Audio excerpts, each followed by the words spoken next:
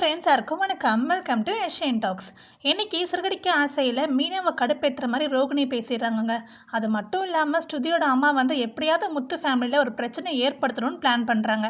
சரி வாங்க, எனக்கு என்ன நடந்துச்சுன்னு பார்த்துடலாம். ரோகிணி மீனா கிட்ட போய், எப்படி நீங்கள் மாமா கிட்ட இவ்வளோ அமௌண்ட் கொடுக்குறதா சொல்லியிருக்கீங்க, உங்களுக்கு நிறைய வருமானம் வருதா அப்படின்ற மாதிரி கேட்குறாங்க. அதுக்கு மீனா சொல்கிறாங்க, இதில் என்னங்க இருக்குது, என்னால் முடிஞ்ச பைசாவை நான் கொடுக்குறேன்னு சொல்லியிருக்கேன் அப்படின்ற மாதிரி சொல்கிறாங்க. உடனே ரோகிணி வந்து, இல்லை முத்து கார் தான் ஓட்டுறாரு, நீங்களும் பூ வியாபாரம் தான் பண்ணுறீங்க, ஒரு நாள் வியாபாரம் ஆகும், ஒரு நாள் வியாபாரம் வராது. அதே மாதிரி முத்துக்கு வந்து ஒரு நாள் சவாரி வரும், ஒரு நாள் சவாரி வராது.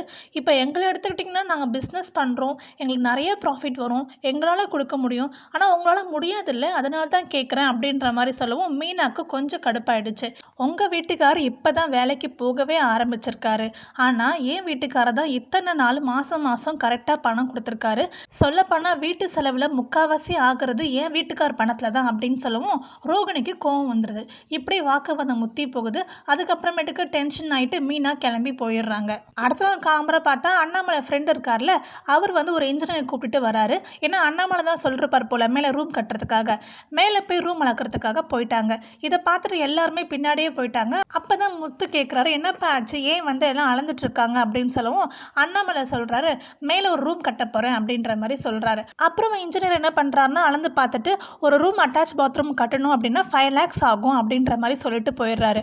உடனே விஜயா சொல்கிறாங்க, இப்போ எதுக்கு தேவையில்லாமல் கட்டுறீங்க, இப்போ யாருக்காக நீங்கள் ரூம் கட்டுறீங்க அப்படின்னு சொல்லி கேட்கவும் முத்து மீனா வெளில தான் தூங்குறாங்க, அவங்களுக்காக தான் கட்ட போகிறேன் அப்படின்னு சொல்லவும் விஜயாவுக்கு பொறுக்கவே இல்லை. உடனே கேவலமாக பேச ஆரம்பிச்சிட்டாங்க மீனாவையும் மீனா ஃபேமிலி பற்றியும். இவன் என்ன ரூம்லேயே படுத்து ரூம்லேயே வளர்ந்தாளா, குடிசையில் தான் வளர்ந்தா, மேலே ஒரு குடிசை கட்டி போடுங்க, அங்கே போய் இருந்துப்பாங்க அப்படின்னு சொல்லவும் மீனாக்கு கோவம் வந்துடுது.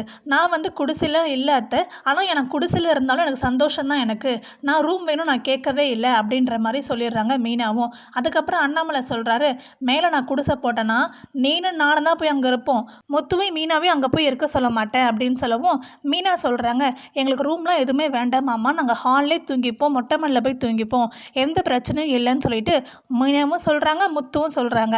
உடனே விஜயா வந்து, இப்போ அஞ்சலத்துக்கு எங்கே போவீங்க அப்படின்னு சொல்லி கேட்கவும், அதான் வீட்டு பத்திரம் தான் இருக்குல்ல, வீட்டு பத்திரத்தை வந்து ஏற்கனவே வச்சுருக்கோம், கொஞ்சம் கூடுதலாக காசு கேட்டால் தருவாங்க அப்படின்னு சொல்லவும் விஜயா ஒரே போராட்டம் பண்ண ஆரம்பிச்சிட்டாங்க. இது என்னோட அப்பா எனக்காக கொடுத்த வீடு, ஒரே வீடு ஃபுல்லாக முழுகடிச்சிருக்கீங்க போல், நான் அதுக்கு ஒத்துக்கவே மாட்டேன் அப்படின்ற மாதிரி பிரச்சனை பண்ணுறாங்க.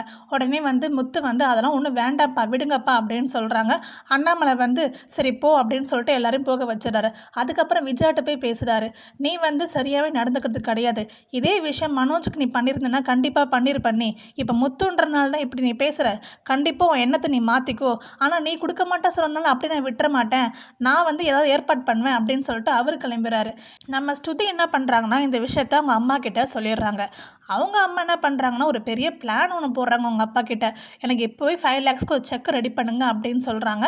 உடனே வந்து அவங்க அப்பா வந்து ரெடி பண்ணி கொடுக்குறாரு. ஏன்னு கேட்குறாரு. அப்போ வந்து அவங்க சொல்கிறாங்க, நான் வந்து இப்போ ஸ்ட்ரைட்டாக ஸ்ருதி வீட்டுக்கு தான் போகிறேன், அங்கே இப்போ 5 lakhs தேவைப்படுது, நம்ம பணம் கொண்டு போய் கொடுத்தோம்னா கண்டிப்பாக முத்து வாங்க மாட்டான், ஆனால் இதனால பெரிய பிரச்சனையே நடக்கும், அதுதான் நமக்கு தேவை, என்ன இன்சல்ட் பண்ணிட்டாங்கன்னு சொல்லி நான் ஸ்ருதிகிட்ட சொல்லவும் நம்ம ஸ்ருதியும் மாப்பிள்ளை நம்ம வீட்டுக்கே வந்துடுவாங்க அப்படின்னு யோசிக்கிறாங்க. ஆனால் இவங்க என்ன யோசித்தாலும் என்ன பிளான் போட்டாலும் ஒன்றும் நடக்க போகிறது கிடையாது. ஆனால் ஒரு சண்டை வரப்போகுது, அதனால் நடக்காமல் நாளைக்கு பார்ப்போம். உங்களுக்கு வீடியோ பிடிச்சிருந்துச்சுன்னா வீடியோக்கு லைக் பண்ணி சப்ஸ்கிரைப் பண்ணி சப்போர்ட் பண்ணுங்கள். தேங்க்யூ அண்ட் தேங்க்ஸ் ஃபார் வாட்சிங்.